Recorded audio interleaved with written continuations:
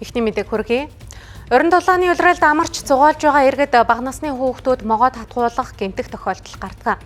Онгорсоор могоо татгуулсан 8 тохиолдол бүртгэгдэж, гэмтэл согс судлалын үндэсний төвд Бамбан хошоорт могоод хатгуулсан бага насны хүүхэд хэвтэн эмчилүүлж байгаа юм байна. За тухайн хүүхдийн биеийн байдал хүндөвтөр байгаа бөгөөд одоогийн байдлаар манай улсад могоо орны эсрэг ашиглах ерөндөг байхгүй байна.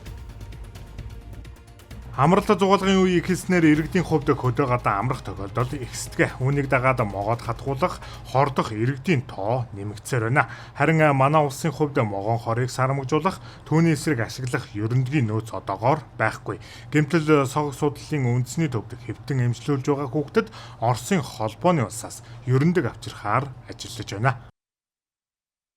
Ерөн одоо энэ асуудал ягаад бэлэн биш байгаа гэдгийг бас бид ярилцах ёстой.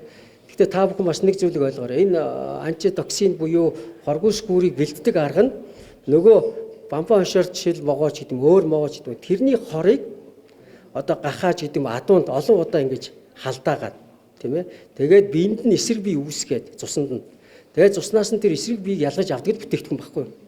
Бид Монголдоо ч үйлдвэрлэх боломжтой шүү дээ. Яг тэгвэл бид ямар төрлийн могоонууд хортой вэ гэдгийг мэддэг. Онгарсаар нийт могоод хатгуулсан 8 тохиолдол бүртгэгдсэн бөгөөд өнгөрсөн онд 6 тохиолдол бүртгэгдэж байжээ.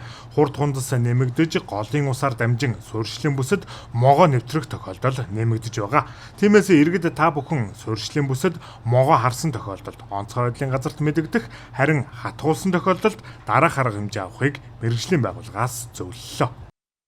Голцоо бол одоо хаван хавдраар эхэлдэг. Дараа нь бол хөхрөлтөөр үргэлжлээд явдаг байгаа. Өвсийг хургасан газруудад бол одоо түрүүтэй гутлан өмсөх гэдэг тохиолдол шаардлагатай байдаг.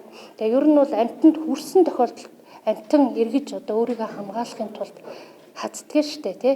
Тэгээ манайханд бол ерөөсөө могоог барьж аваад үнсгэж чад өөрөө бүр хилээ хазуулсан тохиолдол хүртэл байдаг. Хазуулсны дараа болохоор тухайн хэсэг газрыг цэвэр юмар ороож болно.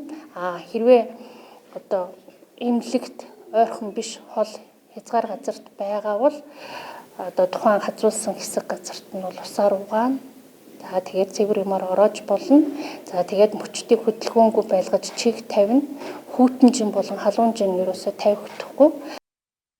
Хамгийн гол нь могоог харсан тохиолдолд ойр орчмын хүмүүсийг холдуулах, цаашлаад хүрэхгүй байх нь хамгийн чухал гэдгийг анхаарууллаа. Могоон дотроо олон янз төрөл үнээсээ хамаарат хортой хоргүй гэдгээрээ ялгаатай.